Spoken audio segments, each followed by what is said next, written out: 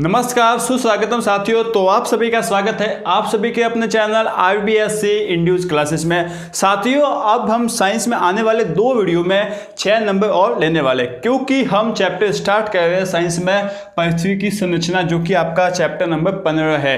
और यह इस साल पूरे 6 नंबर का आएगा। इन 6 नंबर को जो हम आसानी से आराम से ले लेंगे, ठीक है। और दूसरी बात देखिए, सबसे पहले मैं आपको यह बताता हूँ कि यह जो चैप्टर है ना, इस साल किस तरीके से आएंगे।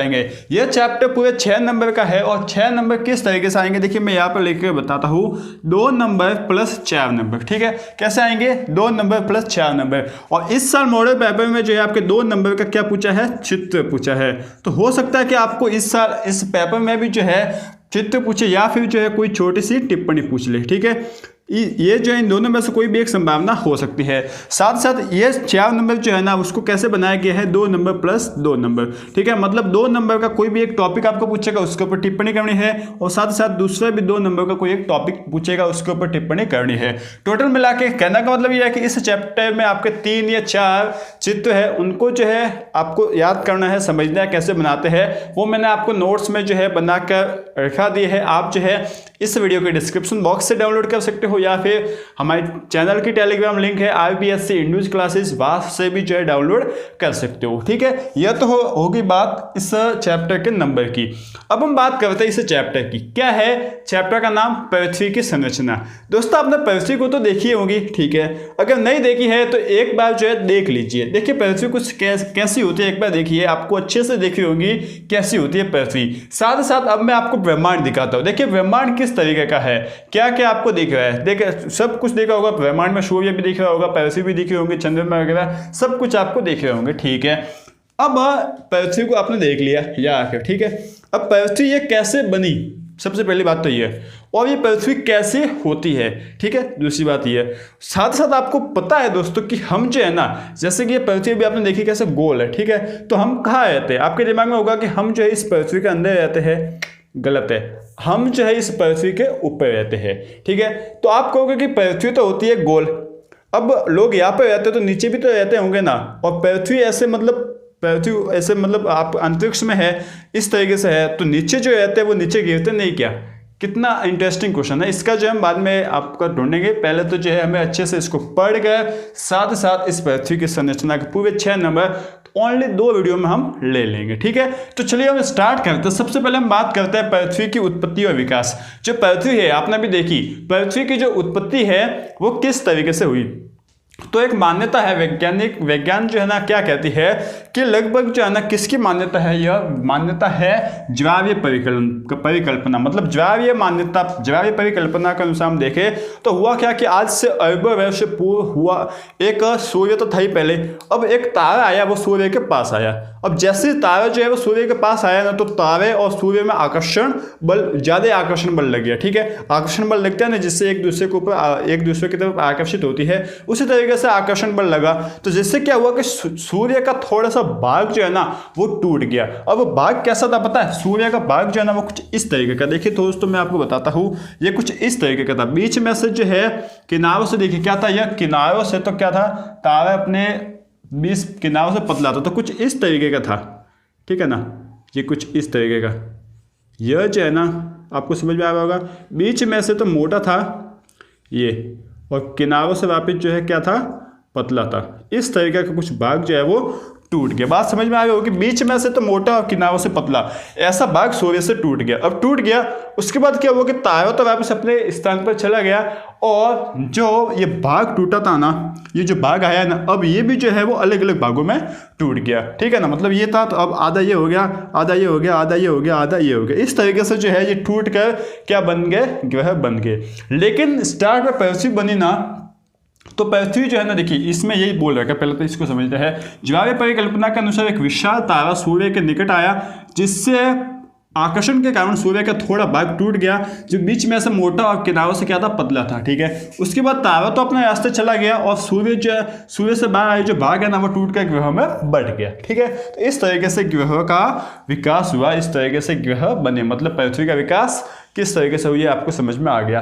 अब बात करते हैं हम विकास की कि चलो पृथ्वी उस समय एक ग्रह था, अब पृथ्वी के ऊपर लोग कैसे आए, पृथ्वी के ऊपर इतना जीवन कैसे संभव हुआ, पृथ्वी का विकास कैसे हुआ। तो अब हम बात करते हैं, देखिए जब स्टार्ट में पृथ्वी बनी ना तो बहुत ही गर्म थी और यह जो है ना बहुत ही तेज गति से घूमती थी, इतनी तेज गति से घूमती थी, आज भी बहुत ही तेज गति से घूमते हैं लेकिन उस समय तो बहुत ही तेज गति से घूमती थी। तो धीरे धीरे पृथ्वी जैसे ठंडी होती गई ना तो इस पृथ्वी के ऊपर जो मौजूद भारी तत्व थे ना वो तो नीचे चले गए और हल्के तत्वों से क्या बन गई पृथ्वी की सतह, जिसे हम पृथ्वी की भूप्रकृति बोलते हैं, और बाकी जो गैस बची ना उससे पृथ्वी का वायुमंडल बन गया। इससे जो है धीरे धीरे विकास हुआ और जो है लोग रहने लगे। देखिए ये इसमें बोल रखा है, देखिए पृथ्वी का जन्म जो है ना लगभग 4.5 अरब वर्ष पूर्व हुआ था।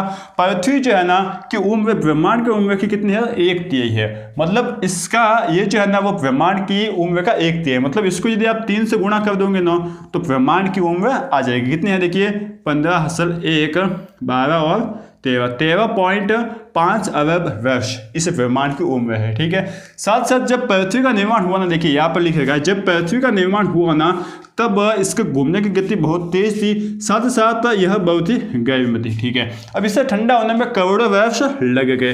ठीक है, और ठंडी होते समय भारी तत्व जो है वो गहराई में चले गए तथा जो हल्के तत्व थे उनसे जो है क्या बनी, सतह बनी, और शेष बची गैसों से जो है वो वायुमंडल बन गए। इस तरीके से जो है पृथ्वी का विकास हुआ। सिंपल बातें हैं, सिंपल। अब आपको जो है 2 नंबर, जो पहले 2 नंबर थे ना जो मैंने आपको बोला था, उसमें आपको हो सकता है कि डायग्राम भी पूछ ले और हो सकता है कि आप ये बताइए कि पृथ्वी का विकास कैसे हुआ, तो आप इसमें ये लिख लेना। ठीक है, बिल्कुल जो है हम क्वेश्चनों के अकॉर्डिंग ही चल रहे हैं 2020-21 के अकॉर्डिंग। इसके बाद हम बात करते हैं पृथ्वी की संरचना। देखिए इस साल जो आपका मॉडल पेपर आया है ना उसमें जो है क्या बता रखा है कि पृथ्वी की जो आंतरिक संरचना है ना इसका आप चित्र बनाइए। ठीक है, तो पृथ्वी की आंतरिक संरचना का चित्र आपको ये जो मैंने नोट्स दिए हैं उसमें दिख जाएंगे, हम तो जो है यहाँ पर सिर्फ पढ़ लेते हैं। देखिए पृथ्वी की संरचना की हम बात करें ना तो पृथ्वी की संरचना एक प्याज की तरह होती है। ठीक है, किस तरीके से प्याज में एक के ऊपर एक छिलके होते हैं उसी तरीके से। ठीक है, और जो है ना पृथ्वी मोटे तौर पर 3 तरीकों से बनी हुई है, मतलब 3 भागों में बनी हुई है। सबसे पहला भाग जो है ऊपरी सतह है जिसे हम भूप्रकृति कहते हैं, और ये ऊपरी सतह जो है ना यह भी जो है उबड़ खाबड़ है ना। कहीं तो क्या होंगे, कहीं तो समुद्र होंगे, कई क्या होंगे पर्वत होंगे, कई मैदान होंगे, कई जल वगैरह होंगे, मतलब उबड़ खाबड़ है, कहीं एक जगह समतल नहीं है। ये सिंपल सी बात है। ठीक है, अब इस पृथ्वी की जो भूप्रकृति है ना, पृथ्वी की सतह है ना, इसको भी हम 2 भागों में बांटते हैं, जलमंडल और स्थलमंडल। जलमंडल जहाँ पर जल पाया जाता है, स्थलमंडल जहाँ पर पृथ्वी सतह पाई जाती है। ठीक है, यह जो है। अब दूसरा भाग है मेंटल। अब ये जो है ना बहुत ही गर्म भाग है और यह उबली हुए मतलब किस तरीके का होता है कि सबसे पहले तो बहुत ही गर्म भाग है और सबसे मोटा भाग है। साथ साथ यह जो है ना कैसे रहता है पता है, आपने कभी पानी को या चाय को किसी को भी उबलते हुए देखा होगा ना, उसी तरीके से यह दूसरा भाग जो है होता है जिसको हम क्या बोलते हैं, मेंटल। ठीक है, साथ साथ जो है ना ये पृथ्वी के लगभग मध्य में पाया जाता है, मध्य के थोड़ा ऊपर होता रहता है, थोड़ा नीचे होता रहता है। और तीसरा भाग है आपका मध्य भाग जिसे हम क्या कहते हैं, क्रोड कहते हैं। देखिए जिसे हम क्या कहते हैं, क्रोड कहते हैं, और ये क्रोड जो है ना सबसे मध्य में पाया जाता है और एक गहराई में होने के साथ साथ जो है ना बहुत ही गहरे में होता है। और ये क्रोड भी इसको भी हमने 2 भागों में बांट रखा है। क्रोड के 2 भाग कौन से हैं, सबसे एक तो क्या बोलते हैं बाहरी भाग है। देखिए एक तो अंदर वाला क्रोड जो कि ठोस होता है, अंदर वाला क्रोड ठोस होता है, और एक बाहर वाला क्रोड जो कि तरल होता है। ठीक है, ये जो है इसमें बोल रखा है। देखिए हम पढ़ लेते हैं। पृथ्वी की संरचना जो है वो प्याज की तरह होती है, प्याज की तरह परतों के रूप में होती है। पृथ्वी मोटे तौर पर 3 प्रकार की परतों से बनी हुई होती है। कौन कौन सी, देखिए पृथ्वी की ऊपरी सतह भूप्रकृति जो कि क्या एक ठोस परत है। ठीक है, भूप्रकृति को तो जो है आपने देख रखा होगा जिसे पृथ्वी की त्वचा कहते हैं। भूप्रकृति को हम क्या कहते हैं, पृथ्वी की त्वचा। इसकी मोटाई सभी स्थानों पर एक जैसे नहीं है, बिल्कुल सिंपल सी बात है। ठीक है, इसी कारण भूतल को 2 भागों में बांटा गया है, जलमंडल व स्थलमंडल। ठीक है, पृथ्वी की दूसरी परत को हम क्या बोलते हैं, मेंटल कहते हैं। ठीक है, अब ये मेंटल जो है ना देखिए यह सबसे जो है वो मोटी परत है। यह अधिकांश गर्म में पिघली चट्टानों से बनी है। इसमें उबलते हुए द्रव की तरह बुलबुले उठते रहते हैं। जो मैंने बताया वही है इसमें, बस आपको यह लिखकर जो है समझना है। साथ साथ पृथ्वी की तीसरी परत कोर है जो कि केंद्रीय भाग जो सबसे बीच में पाया जाता है। पृथ्वी के गहराई पर होने के कारण यह जो है सबसे गर्म है।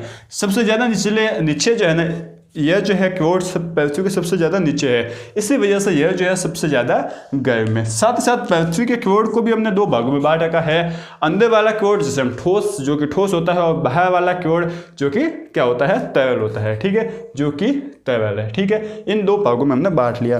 अब हम बात करते हैं चंद्रमा की, कि चंद्रमा का विकास कैसे हुआ। अब ये जो है ना, देखिए कई आपको दिखेगा नहीं, लेकिन ये जो मैंने स्पेशली आपके लिए चार्ट है, नोट्स बनाए हैं, जिससे ये 2 नंबर के क्वेश्चन बन सकता है कि चंद्रमा की उत्पत्ति कैसे हुई। ये भी 2 नंबर का क्वेश्चन बन सकता है कि विवर्तनिक प्लेटें जो है वो क्या होती है। अब ये जो आपको किताब में ऐसे छोटे से हेडिंग वगैरह दिख जाएगी, लेकिन मैंने स्पेशली आपके लिए इनको चार्ट के रखा है, आपके लिए नोट्स बनाए हैं, तो कुछ स्पेशल ही होगा।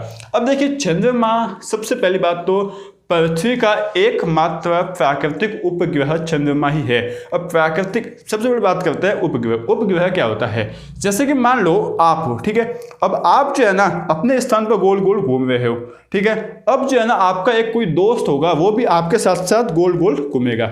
अब उस आपके दोस्त को हम क्या कहते हैं, उपग्रह। मतलब पृथ्वी जो है ना अपने स्थान पर गोल गोल घूमती है और साथ ही सूर्य की भी परिक्रमा लगाती है। तो जो है ना, देखिए पृथ्वी किसकी परिक्रमा लगाती है, सूर्य की, लेकिन पृथ्वी की परिक्रमा लगाने वाला कौन है, तो पृथ्वी की परिक्रमा लगाने वाला कौन है, चंद्रमा, जिसे हम क्या बोलते हैं, प्राकृतिक उपग्रह। अब इसे प्राकृतिक क्यों बोलते हैं, क्योंकि यह अपने आप बना है, इसने हमें, इसे जो है हमने नहीं बनाया, हमने बहुत सारे बनाए हैं, ठीक है। हमने जो है ना, हमारे देश ने, अमेरिका वगैरह ने बहुत सारे जो है प्राकृतिक, जो संश्लेषित जो उपग्रह है ना हमारे मतलब देशों से भेजे हैं, उससे हम प्राकृतिक उपग्रह नहीं बोलते, ठीक है। तो प्राकृतिक उपग्रह समझ में आ गया। सबसे पहले तो उपग्रह जो कि पृथ्वी के साथ साथ पृथ्वी के चारों ओर घूमता है, और प्राकृतिक क्यों, क्योंकि यह प्रकृति से बना हुआ है। तो यह चंद्रमा का विकास जो है ना कैसे हुआ, तो हुआ क्या कि लगभग जब भी पृथ्वी बनी ना, उसके लगभग ऐसा हम बोल सकते हैं कि आज से लगभग 4.4 करोड़ वर्ष पूर्व जो है ना एक मंगल ग्रह जैसा एक बड़ा सा ग्रह आया, ठीक है। अब यह ग्रह जो है ना क्या हुआ, पृथ्वी से टकराया। अब टकराने से जो है ना एक उपग्रह बन गया, किसका, पृथ्वी का, इसे हम बोलते हैं चंद्रमा, ठीक है। देखिए क्या है, लगभग 4.4 अरब वर्ष पूर्व मंगल ग्रह के आकार के पिंड से पृथ्वी से टकराने से चंद्रमा की उत्पत्ति हुई। जब ये पिंड पृथ्वी से टकराया ना, तो उससे जो है ना पिंड टूट गया और जो छोटा सा भाग बच गया, जिसे हम क्या बोलते हैं, चंद्रमा, ठीक है। यह अपनी आकर्षण शक्ति द्वारा समुद्र में ज्वार पैदा करता है। यह जो है ना, देखिए चंद्रमा जो है ना पृथ्वी का जो गुरुत्वाकर्षण बल है ना उसको बैलेंस रखता है। साथ ही साथ पृथ्वी कैसे घूमती है, ऐसे थोड़ा अपने जैसे ऐसे है ना, तो थोड़ा ऐसे घूमती है, अपने अक्ष पर थोड़ा झुक कर घूमती है। तो यह जो कौन बैलेंस करता है, चंद्रमा। और चंद्रमा का जो है ना आकर्षण बल भी जो है बहुत ही अच्छा है। इसकी वजह से चंद्रमा जो है ना कई बार पृथ्वी पर आकर्षण लगाती रहती है। अब आपको पता है कि पृथ्वी पर 70% भाग पृथ्वी का जल से घिरा हुआ है। तो जब पृथ्वी के ऊपर आकर्षण बल लगाती है ना, तो वो आकर्षण बल किस पर लगता है, इससे समुद्र पर, जिससे जो होता क्या है कि समुद्र में बड़ी बड़ी लहरें उत्पन्न होती है, और उन बड़ी बड़ी लहरों को ही जो है हम क्या बोलते हैं, ज्वार भाटा, ठीक है। बात समझ में आती है ना। ज्वार भाटा क्या होता है कि जब चंद्रमा पृथ्वी के ऊपर आकर्षण बल लगाता है ना, तो चंद्रमा में बड़ी बड़ी लहरें उत्पन्न होती है। इन बड़ी बड़ी लहरों को हम क्या बोलते हैं, ज्वार भाटा, ठीक है। यह जो है इस चंद्रमा की खासियत है। इसे हम देखिए ज्वार मतलब, देखिए यहाँ पर तो ज्वार ही बोला, बाकी एक्चुअल नाम इसका ज्वार भाटा है, ठीक है। अब हम बात करते हैं विवर्तनिक प्लेटों की। अब ये विवर्तनिक प्लेटें जो है वो क्या होती है, देखिए सिंपल सी बात है कि जब पृथ्वी बनी ना, तो पृथ्वी एक तो बहुत गहरे में थी, दूसरी बात, और जो पहली बात तो ये, और दूसरी बात क्या है कि ये जब पृथ्वी बनी ना, तो जो पृथ्वी की सतह है ना वो एकदम फ्लैट थी, सीधी थी, ठीक है। मतलब इसमें कोई उबड़ खाबड़ नहीं था, पहली बात तो। और दूसरी बात जो है ना, जैसे कि मान लो पृथ्वी यहाँ से यहाँ तक है, ठीक है, तो यहाँ से यहाँ तक ये पूरी एकदम एक इकाई के रूप में थी, मतलब टूटी हुई नहीं थी, ठीक है। तो हुआ क्या कि धीरे धीरे ये क्या हो गई, ये जो पूरी सतह है ना वो बड़े बड़े खड्डों में और चट्टानों में टूट गई, ठीक है ना। अब पृथ्वी बड़े बड़े चट्टानों में बड़े इसके भाग बन गए, तो इसके भाग जो है ना बहुत से भाग बन गए। तो इन भागों को हम क्या बोलते हैं, विवर्तनिक प्लेटें, ठीक है ना, विवर्तनिक प्लेटें। अब आप समझ रहे होगा कि विवर्तनिक प्लेट कोई आपको प्लेट वगैरह आती है उसके जैसा होगा, उसके जैसा नहीं है। आपने सुना होगा कि एशिया महाद्वीप बहुत सुना होगा, अफ्रीका महाद्वीप ये सभी सुने हुए है ना, यूरोप महाद्वीप ये सभी भी सुना हुआ है ना। तो ये जो बड़े बड़े महाद्वीप है ना, वो इन प्लेटों के ऊपर ही टिके हुए, ठीक है। बात समझ में आती है ना। प्लेटें प्लेटें मतलब कुछ छोटी सी प्लेट नहीं, पृथ्वी तो बहुत बड़ी है ना, तो पृथ्वी की इतनी बड़ी सतहों के भाग पड़ गए और उन भागों को अलग अलग जो है वो क्या आ गए, महाद्वीप। तो ये जो महाद्वीप होते हैं ना वो किस पर टिके हुए हैं, इन विवर्तनिक प्लेटों पर। और ये विवर्तनिक प्लेट जो है ना वो फिसलती रहती है, मतलब चलती रहती है। अब इनके चलने की गति क्या है आपको जानकर हैरानी होगी कि जो हमारे नाखूनों के बढ़ने की गति है ना, आपको पता है कि हमारे नाखून भी बढ़ते हैं, तो जो हमारे नाखूनों के बढ़ने की गति है ना वही गति इन जो पृथ्वी के विवर्तनिक प्लेटों की गति है। मतलब उन पृथ्वी के विवर्तनिक प्लेटों की जो गति है ना वो किसके समान है, हमारे नाखूनों की गति के समान है। यदि हमारे नाखून 1 सेकंड में 1 सेंटीमीटर बढ़ते हैं ना तो यह विवर्तनिक प्लेटें भी 1 सेकंड में 1 सेंटीमीटर बढ़ती है या आगे बढ़ती है, ठीक है ना। तो इस तरीके से जो है वो विवर्तनिक प्लेटें होती है। देखिए पृथ्वी के बनने के प्रारंभ में पृथ्वी की भू प्लेट जो है पतली हुआ एक इकाई के रूप में थी। एक इकाई मतलब एक भाग, बीच में टूटा हुआ नहीं था, ठीक है। पृथ्वी के ठंडे होने के साथ साथ ही भू प्लेट जो है विशाल चट्टान खंडों में टूट गई थी, ठीक है। और साथ ही साथ इन विशाल चट्टान खंडों को हम विवर्तनिक प्लेटें कहती हैं। चट्टान खंड समझ रहे हो ना, जैसे कि आप मान लो, छोटा सा पार्ट बताता हूँ आपका, एक ऐसा समझ लीजिए कि आपका एक खेत है, ठीक है। आप खेत का एक आप बोल सकते हो एक छोटा सा खेत में उतना बाग ले लिया, ठीक है। ये आपने ले लिया बाग, थोड़ा सा समझाता हूँ, ये बाग ले लिया। अब ये एक पूरा इकाई, इसमें कोई बाग पड़े हुए नहीं है। अब जो है ना आपने इसके बाग कर दिए, 1 बाग, ये 2 बाग, ये 3 बाग, ये 4 बाग, 5 और 6 बाग, तो अब इसके हो गए बाग, ठीक है ना। तो इसे एक बाग को हमने क्या कहा, पृथ्वी का इसे एक बाग को विवर्तनिक प्लेट, ठीक है ना। बात समझ में जो है वो आ रही होगी। और विवर्तनिक प्लेट छोटे से नहीं है, ये बहुत ही बड़ी होती है, ठीक है। इतना जो है आपका हो गया। कितना ये चैप्टर जो है नंबर देने वाला भी है, सिंपल भी है और इंटरेस्टिंग भी है। एक और मैं आपको इंटरेस्टिंग बात बताता हूँ जो इस चैप्टर में नहीं है लेकिन मैं बता देता हूँ। आपने कभी सोचा है कि यदि चंद्रमा जो है ना, सॉरी जो आपका शनि ग्रह है ना, वो यदि पानी में गिर जाए तो क्या होगा? सोच रखा होगा कभी आपने कि यदि शनि ग्रह पानी में गिर जाए तो क्या होगा? तो आपने सोचा होगा कि गिर जाएगा ना, मतलब इसमें डूब जाएगा पानी में। लेकिन ऐसी बात नहीं है। जो शनि ग्रह है ना उसका घनत्व इतना कम है कि यदि यह पानी में गिर जाए ना तो शनि ग्रह जो है वो पानी में तैरने लगेगा।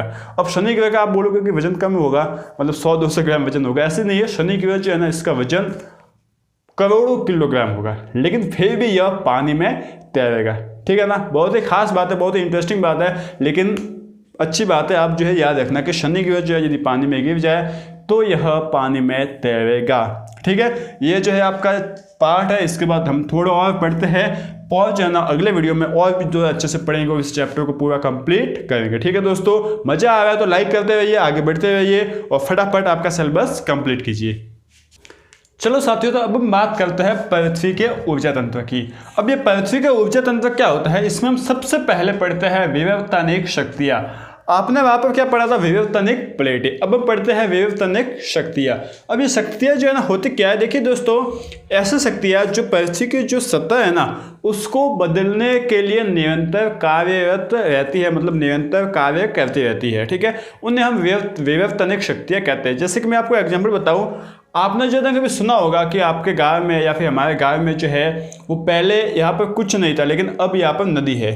तो ये जो है ना क्या चेंज हुआ है ना, जो पृथ्वी की सतह थी पहले तो एकदम सतह थी, एकदम सपाट थी, ठीक है। अब जो है ना वहाँ पर नदी हो गई, तो ये चेंज हुआ, ये बदलाव हुआ है। अब ये बदलाव किसने किया है, ठीक है। तो उन ऐसी शक्तियों को, उन ऐसी प्राकृतिक शक्तियों को हम बोलते हैं विवर्तनिक शक्तियाँ, ठीक है। देखिए यही जो है यहाँ पर बोल रखा है, ऐसी शक्तियाँ जो पृथ्वी की सतह बदलने के लिए निरंतर कार्य करती रहती है या करती है, इन शक्तियों को विवर्तनिक शक्तियाँ कहते हैं। अब यह शक्तियाँ जो है वो 2 प्रकार की होती है। एक तो होती है आंतरिक विवर्तनिक शक्तियाँ और एक होती है बाह्य विवर्तनिक शक्तियाँ। आंतरिक मतलब जो अंदर से सतह को बदलने का काम करेगी और बाह्य मतलब जो बाहर से सतह को बदलने का काम करेगी। तो हम जो है अब हम पढ़ते हैं सबसे पहली शक्ति जो कि कौन सी है? आंतरिक विवर्तनिक शक्तियाँ। अब देखिए आंतरिक विवर्तनिक शक्तियाँ जो है वो सतह को बदलने का कैसे काम करेगी। जैसे कि आप मान लो भूकंप, सुनामी या फिर आप मान लो ज्वालामुखी कभी देखिएगा होगा ना, नहीं देखा तो आप देख सकते हो, ठीक है। तो यह है ज्वालामुखी। अब जो है ना देखिए ये ज्वालामुखी आपने देखा, तो इस ज्वालामुखी में हो क्या रहा है, अंदर से एक आग की आगे एक लावा जो है बाहर आता है, ठीक है। तो हुआ क्या कि पहले वो एकदम समतल था, अब वहाँ पर जो है खड्डा बन गया बड़ा सा, आसपास जो है बड़ी सी धातु वगैरह मिट्टी वगैरह आ गई। तो ये जो है पृथ्वी की सतह में चेंज हुआ है ना, अब ये चेंज किसने किया? इन विवर्तनिक शक्तियों ने। और ये कौन सी शक्ति थी? जो कि अंदर से आई है। तो अंदर से आने वाली जो शक्ति होगी उन्हें आंतरिक विवर्तनिक शक्तियां कहते हैं। अभी एक्चुअल में कैसे काम करते हैं देखिए, हम समझते हैं। ये शक्तियां पृथ्वी के अंदर है का कार्य करती है, ठीक है, ये बात तो समझ में आती है, हमें बाहर से दिखाई नहीं देती। और यह जो है बाहर से हमें दिखाई देती है, हमें पता चलता है कि अब भूकंप आने वाला है, ऐसा थोड़ी ना पता हमें चलता है, नहीं चलता। सिंपल सी बात यह है। इनकी उत्पत्ति पृथ्वी की सतह के नीचे गहराई में उपस्थित ताप से चट्टानों के फैलने व सिकुड़ने तथा पृथ्वी के भीतर उपस्थित गैर में तरल पदार्थ मैग्मा के स्थानांतरण आदि के कारण होती है। अब देखिए इनकी उत्पत्ति जो है ना कैसे होती है, पृथ्वी के अंदर जो है ना बहुत सी चट्टानें होती है।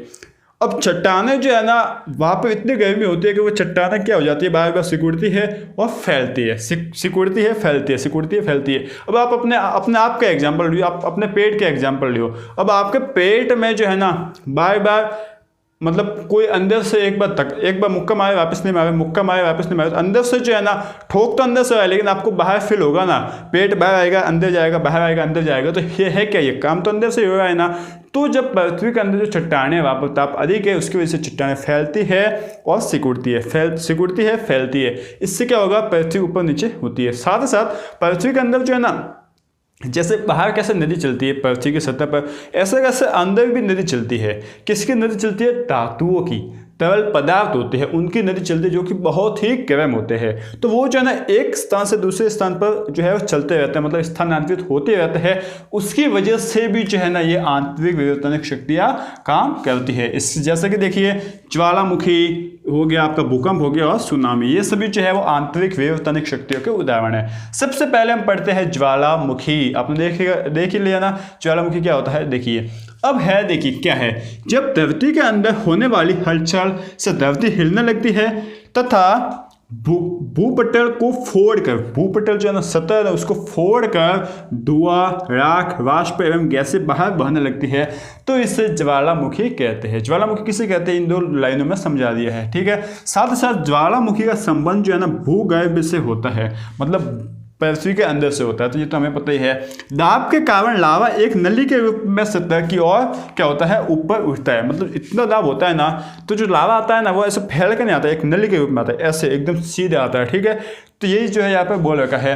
कुछ ज्वालामुखी जो है वो निरंतर सक्रिय रहते हैं तथा कुछ जो है रुक रुक कर सक्रिय रहते हैं।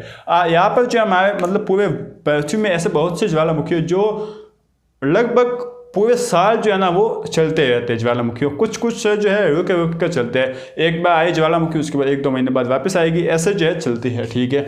ज्वालामुखी से हानि के साथ से, देखिए हानि तो होती है, आपको बताया कि ज्वालामुखी से हानि तो होती है, लेकिन हानि के साथ साथ जो है ना लाभ भी होते हैं, क्योंकि ज्वालामुखी से जो बाहर मिट्टी आती है ना वो बहुत ही उपजाऊ होती है, पहली बात। दूसरी बात, ज्वालामुखी के साथ साथ जो है ना जो लावा आता है ना उसके साथ साथ बहुत सी रासायनिक पदार्थ आते हैं, जैसे धातु आ गई, आपका बहुत सी जो है ऐसी धातु आती है, सोना चांदी, मतलब बहुत सी ऐसी धातु आती है जो कि हमारे काम की होती है, ठीक है। तो यह जो है इस ज्वालामुखी की छोटे सा पैराग्राफ है। अब इस साल जो है ना आपको बोला था कि किन्हीं 2 आंतरिक विवर्तनिक शक्तियों के बारे में टिप्पणी कीजिए। तो पहले तो ये होगी, दूसरी आप कोई भी लिख सकते हो, भूकंप या सुनामी, 3 में से कोई भी 2 लिखना था, सिंपल था ना। तो ये है आपका ज्वालामुखी। अब हम बात करते हैं भूकंप। क्या बात करते हैं? भूकंप। अब भूकंप जो है ना क्या होता है, देखिए भूकंप शब्द का अर्थ सबसे पहले तो यह होता है कि भू सतह का कंपन है, ठीक है। अब कंपन होने के कारण जो है ना भूगर्भ में होने वाली कोई हलचल होती है। मतलब कंपन किसकी वजह से हुआ है, ठीक है ना। कंपन किसकी, जैसे मतलब टेबल है, ठीक है, या फिर कोई भी है, अब उस पर उसको कंपन हो रहा है, तो मतलब नीचे जो है ना कोई हलचल हो रही होगी, इसी वजह से कंपन हुआ है। अब ये हलचल क्या होते हैं, देखिए जहाँ की हलचल से कंपन प्रारंभ होता है ना, जहाँ हलचल हुआ है ना वहाँ से कंपन प्रारंभ होती है, उसे कि हम क्या कहते हैं, कंप केंद्र। अब कंप केंद्र से प्रारंभ होकर तरंगी जो चारों ओर फैलती है, ठीक है ना। देखिए एक एग्जांपल बताता हूँ मैं। आपने कभी पानी में जो है ना एक पत्थर डाला होगा, पानी में पत्थर डालते हैं ना, जहाँ पर पत्थर पड़ता है वहाँ से एक लहर उठती है, तरंग उठती है, ठीक है ना। तो जहाँ से तरंग उठती है ना, जो जहाँ पर पत्थर फेंका था वो तो आपका कंप केंद्र कहलाएगा। और उसके बाद जो तरंगे उठी ना, वो तरंगे किस तरीके से चारों ओर फैलती है, ठीक उसी तरीके से जो है वो कंपन भी पृथ्वी में इसी तरीके से चारों ओर फैलते हैं। एग्जाम्पल जो है आपको समझ में आ रहा होगा। तो चावा फैलती है, गहराई से चलित तरंगे जब भूमि की सतह तक पहुंचती है तो सतह कभी कभी आगे पीछे और कभी कभी ऊपर नीचे होने लगती है। मतलब वहां से अब कंपन चले तो ऊपर तक आएगी तो या तो आगे पीछे होती है या फिर ऊपर नीचे होती है, जिससे हम कहते हैं कि भूकंप आ गया। भूकंप को इंग्लिश में बोलते हैं अर्थक्वेक। अब देखिए, समुद्र के पानी के नीचे होने वाले भूकंप को हम क्या कहते हैं? सागरीय कंप। क्या कहते हैं? सागरीय कंप। मतलब यदि समुद्र के पानी के नीचे भूकंप आ गया तो उसको हम क्या कहेंगे? सागरीय कंप। ठीक है। साथ ही साथ भूकंप को भूकंप मापी द्वारा, किससे मापा जाता है? भूकंप मापी द्वारा। और भूकंप की तीव्रता को रिक्टर पैमाने से व्यक्त किया जाता है। रिक्टर स्केल होता है उससे व्यक्त किया जाता है। और लगभग 4-5 तक, यदि 5 रिक्टर तक भूकंप आता है ना, वो नॉर्मल होता है। जैसे 5 से यह पैमाना ऊपर चले जाता है ना, तो जो है ना यह विनाशक घातक जो है वो हो जाता है भूकंप। ठीक है।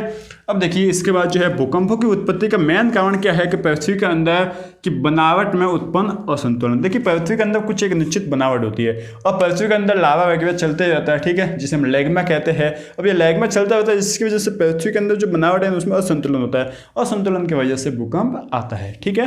अब हम पढ़ते हैं सुनामी। सुनामी जो है ना क्या होता है? देखिए, सुनामी का जापानी भाषा का अर्थ क्या है? एक जो है ना ये सुनामी, जिसका इंग्लिश में हम कैसे लिखते हैं? देखिए, सुनामी ऐसे लिखते हैं, मतलब टी आगे लगता है। अब ये क्यों लगता है? बहुत से स्टूडेंट्स इसको त्सुनामी पढ़ते हैं, लेकिन ये सुनामी है और ये एक जापानी शब्द है।